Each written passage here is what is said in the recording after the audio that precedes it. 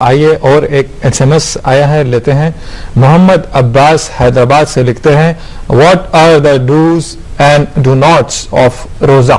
روزے میں کیا کرنا چاہیے اور کیا نہیں کرنا چاہیے؟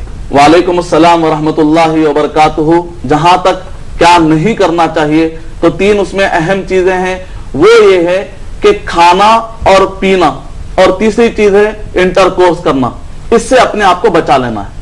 جو شادی شدہ آتے ہیں ان کو اپنے چاہیے کہ وہ انٹر کورس سے بچے، البتہ شوہر اور بیوی وہ سارے ایک آپس کے ازدواجی تعلقات قائم کر سکتے ہیں، لیکن سوائے انٹر کورس کے، سوائے جماع کے۔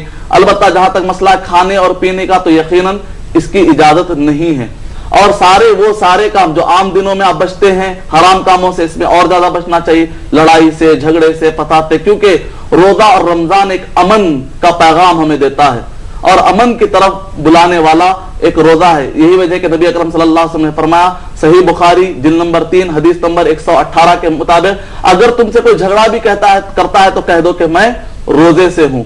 اور روزے میں خاص طور سے سورہ بقرہ سورہ نمبر 2 آیت نمبر 185 کے آس پاس کی جو آیتیں ہیں وہ ساری قتال سے متعلق ہے، لڑائی سے متعلق ہے۔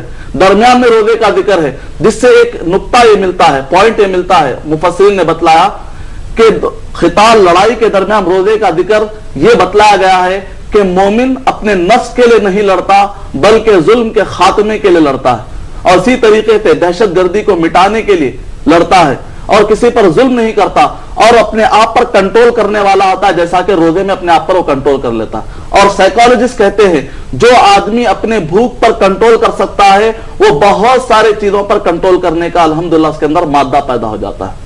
تو امید کہ یہ اہم معلومات ہمارے کام آئے گی۔